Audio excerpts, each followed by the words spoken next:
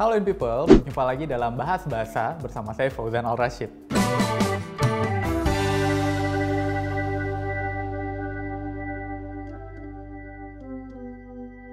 Kali ini kita akan membahas simbol yang ini. Semua pasti tahu kan simbol itu? Nah, semua pasti tahu bahwa simbol ini adalah simbol yang mewakili konjungsi dan. Tapi apa namanya? Nah, ini disebut ampersand. Nah, tapi simbol ampersand ini tidak masuk dalam sistem ejaan bahasa Indonesia. Makanya kita nggak bisa secara bebas menggunakannya dalam kalimat atau judul atau bentuk-bentuk tulisan formal lainnya. Nah, misalnya ada contoh kalimat seperti di bawah ini. Nah, kalimat yang semacam ini tidak boleh dimasukkan ke dalam tulisan-tulisan resmi atau tulisan-tulisan formal lainnya ya, seperti dalam tugas kuliah atau dalam judul, karya tulis, ilmiah, dan segala macamnya, karena itu tidak masuk dalam sistem ejaan bahasa Indonesia. Nah, terus kenapa sih simbol ampersand ini menjadi simbol konjungsi dan? Jadi, awalnya simbol ini berasal dari kata Latin, yaitu et, yang artinya dan. Nah, dalam perkembangannya, simbol ampersand ini mengalami banyak perubahan.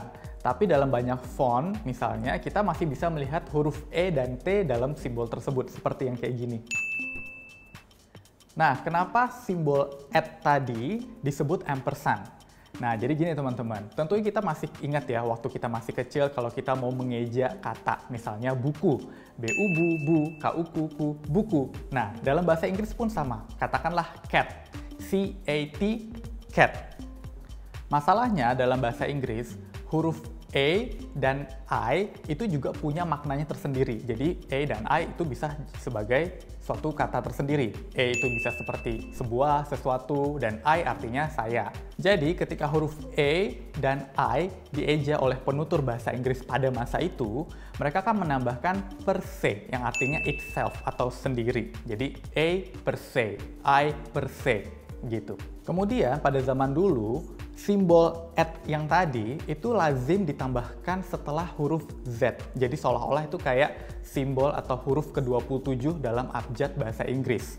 Nah, jadi alih-alih mengucapkan X, Y, and Z, pada zaman dulu diucapkan X, Y, Z, and persean.